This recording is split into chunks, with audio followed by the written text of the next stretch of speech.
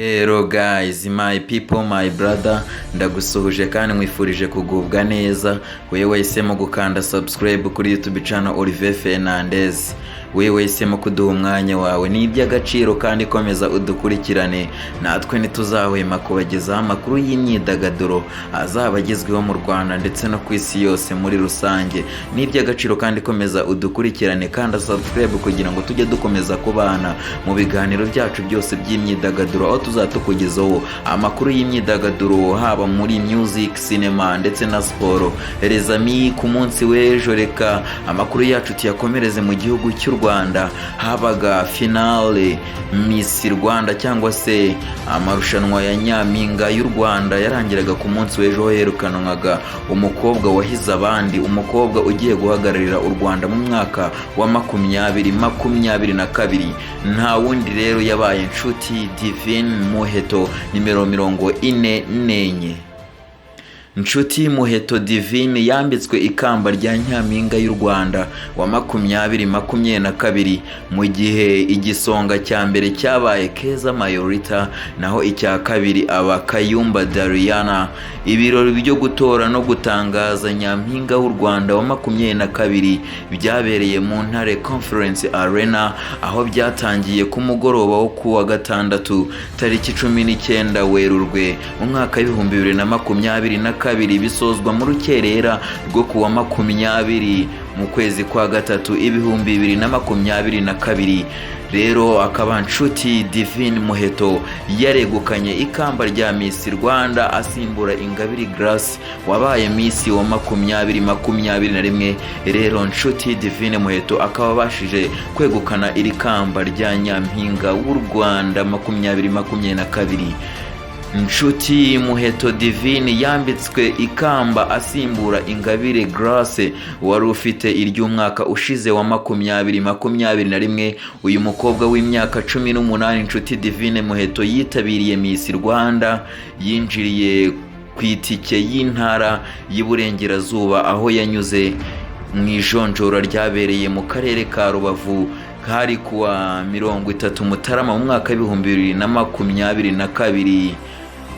Agitangira rwose akigera imbere y'akanama nkemuramaka yishimiwe n'abajaji ndetse ubwiza bwe butangaza benshi cyane, aho Mutesi Jolly we yashyize amarangamutima ye ahagaragara akabwira uyu mukobwa ati Nshuti Divine Muheto wari ubizi ko uri mwiza. Ubundi Muheto amubwira ko atarabizi, maze uwitwa Mutesi Jolly rero aza guha amahirwe Nshuti Divine Muheto aza gukomeza mu cyiciro gikurikira, akaba ari nabyo bije kumuviramo kwegukana ikamba rya 2022. Umushinga wa Nshuti Divine Muheto ugamije gushyigikira urubyiruko kwizigamira kuva mu buto, yawise igiceri Youth Program.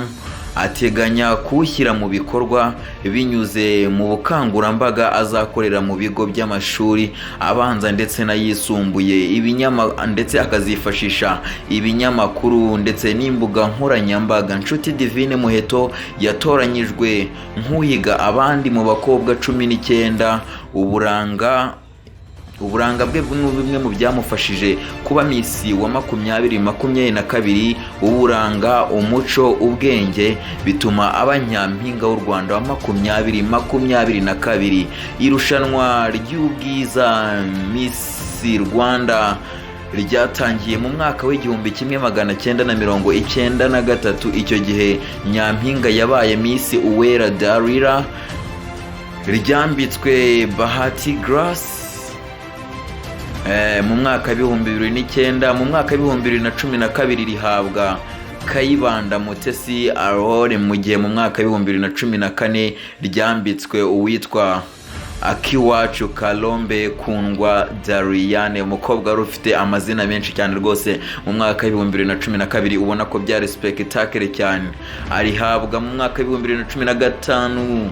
Mu gihe 2015 Kundwa Dariane rwose waje guhabwa ikamba rya Nyampinga w'u Rwanda mu mwaka 2015. Ni mu gihe 2016 Nyampinga utazibagirana mu mateka mu ya Miss Rwanda yitwa Mutesi Jolly yabaye nyampinga wa 2016, ikamba rya 2017 ryegukanwa na Iradukunda Arisa, irya 2018 ryahawe Iradukunda Liliane, ni mu gihe 2019 amahirwe yasekeye ni mwiza Megan, ni mu gihe 2020 irushanwa ryaje kwegukanwa na Nishimwe Naomi, ni mu gihe 2021 ryari rifitwe na Ingabire Grace waje 2021 rwose yaje kuba rihereza nshuti Divine Muheto wa 2022. Rero congratulations kuri nshuti Divine Muheto we ndetse na famiye ndetse n'abanyarwanda bamutoye muri rusange. Tunashimira akanama nkemurampaka kari kagizwe na Mutesi Jolly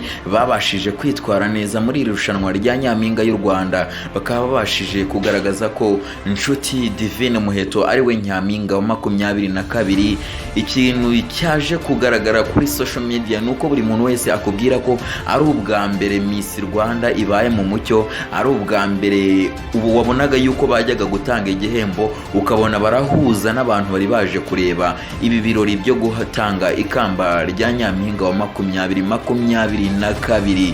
Ikintu cya mbere wamenya nuko mu nshuti Divine Muheto n'umukobwa w'imyaka 18 y'amavuko, akaba yaravutse mu mwaka w'2002. Inshuti Divine Muheto rero akaba bashije gushyiraho agahigo ko kuba ari we nyampinga wegukanye ikamba rya Miss Popularity ndetse akanegukana ikamba rya Miss Rwanda. Miss Popularity ni Miss uba warakunzwe n'abantu benshi ndetse akabasha no kwegukana ikamba rya Miss Rwanda. Ubona ko kuri uyu mugoroba kuri nshuti Divine Muheto ibintu bya respectacle cyane, ubona ko byari sawa cyane. Amakuru wamenya nuko muri ibi birori rwose Itahiwacu Bruce nyuma yo kuva mu gihugu cya Kenya nyuma yo kuva mu gihugu cya Kenya, aho yaje gutaramira n'abanyarwanda muri Miss Rwanda 2022. Itahiwacu Bruce Melody akaba ari mu bari bataramye kuri uyu mugoroba, ndetse na Nero Ngabo nawe utapfa kumwirengagiza. Bruce Melody nyuma yo kuva kuri Boom Play nawe akaba yarahabaye muri Miss Rwanda. Imikino muri siporo, imikino iza gukomeza kuri uyu munsi. El Clasico, ikipe FC Barcelona iraza gukina n'ikipe ya Real Madrid ku isaha y'isa 4, mu gihe ku munsi w'ejo muri English Premier League ikipe ya Arsenal yatsinze Aston Villa igitego 1-0. Muri Primus National League Rwanda ku munsi w'ejo ikipe ya Kiyovu Sport ikora amateka itsinda ikipe ya Lyon Sport. Ubona ko ibintu bitari byoroshye cyane. Spectacle mon ami, les amis, kanda subscribe kugira ngo tujye tukomeza kubana, ni iby'agaciro kandi komeza udukurikirane. Natwe ntabwo tuzahwema kubagezaho amakuru y'imyidagaduro azaba agezweho mu Rwanda ndetse no ku isi yose muri rusange. Icyo ngusaba ni ugukanda subscribe, kudukurikirana kuri social media zacu. Kuri Instagram ni Olivier Hernandez 2003. Les amis, see you.